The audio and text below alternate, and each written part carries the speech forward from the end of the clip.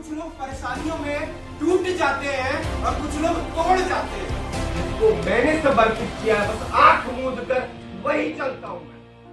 क्या है यार सेल्फ कॉन्फिडेंस? हम बात करते हैं सेल्फ कॉन्फिडेंस की। सबसे पहले तो ये स्टार्ट करते हैं, confidence in the sense what? क्या है ये कॉन्फिडेंस का फंडा? क्या है ये कॉन्फिडेंस का formula? Confidence in the sense किसी भी काम को करने के लिए जब आपके पास पर्याप्त अमाउंट ऑफ नॉलेज हो जाए, पर्याप्त अमाउंट ऑफ डेटा हो जाए, तो यू हैव द कॉन्फिडेंस। मान लो आपको ये पता चल जाए कि आपके पास इतनी शक्ति है कि आप अपना मोबाइल उठा सकते हो। अब मैं आपसे चैलेंज लगा रहा हूं, अपना मोबाइल उठा के दिखाओ। समझना मैं क्या बोल रहा हूं, ध्यान से समझना, ठीक है? जो मैं क्लैरिटी दे रहा हूं कि कॉन्फिडेंस, सिंपल सी बात क्या है कि मान लो अगर मैंने आपको एक चैलेंज दे दिया कि भाई आप इस मोबाइल को उठा के दिखा दो, मैं मान जाऊंगा। अब आपके दिमाग में डेटा स्टोर है कि यार ये मोबाइल तो मैं रोज उठाता हूं या रोज उठाती हूं, तो वो डेटा आपको एक मैसेज शेयर करता है कि भाई तेरे पास फुल ऑफ कॉन्फिडेंस है, तो एकदम बेझिझक जाके बोल दे हाँ मैं उठा रहा हूं, डन कर इस डील को। और फिर आप मुझे क्या बोलोगे?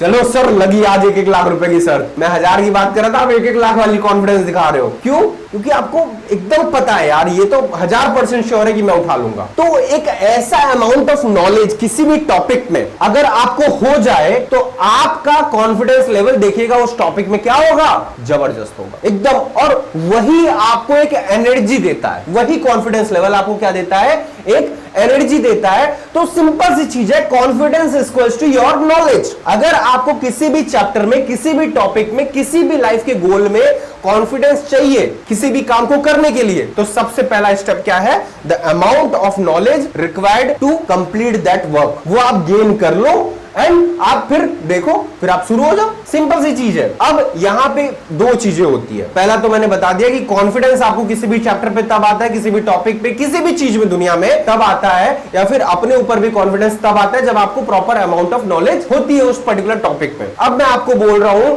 आपको समुद्र में कूदना है, 10 फीट ऊपर से आपको समुद्र में छलांग लगानी है। अब आपको कॉन्फिडेंस आएगा? क्यों नहीं आ रहा है? ये आप लोग समझ गए? क्योंकि आपको ये नॉलेज नहीं है कि समुद्र में कूदने से होता क्या है और मेरा होगा क्या।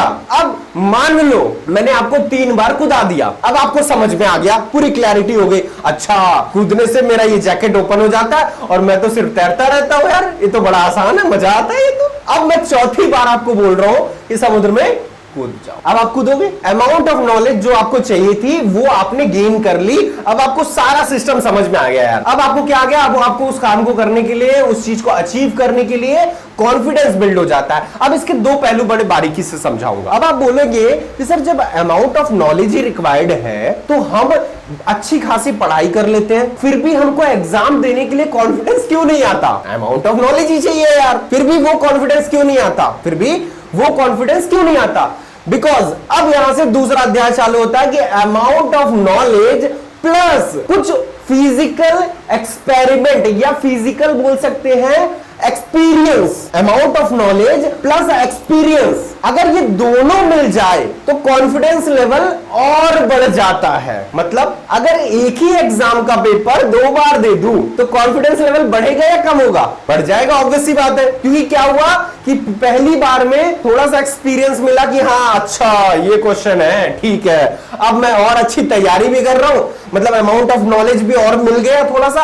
और क्या हो गया? हमने कुछ फिजिकल एक्सपीरियंस भी कर लिया। जैसे समुद्र में कूदने वाला भी एग्जांपल है, उसमें भी समझिए उसमें क्या हो रहा है। आपने 2 बार गोता लगाकर नॉलेज लिया, प्लस गोता लगाया ना, मैंने ये बस थोड़ी बोला बारे बस ऐसा कूदते हैं और हो जाता, खुल जाता जैकेट। जब तक ये बोलूंगा कि खुल जाता है जैकेट तब तक कॉन्फिडेंस थोड़ा सा लो है। इसको मैं बोल रहा हूं कि low confidence and what is high confidence या ओवर कॉन्फिडेंस, है ना?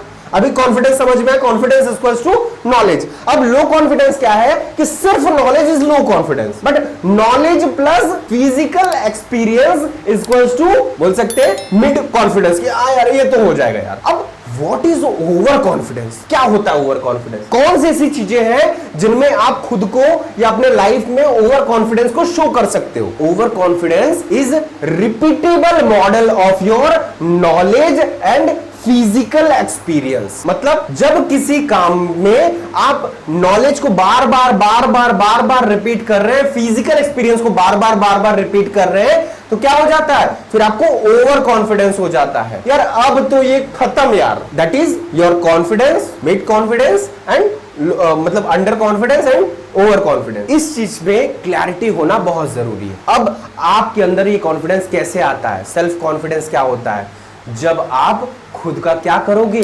ज्ञान कर लोगे।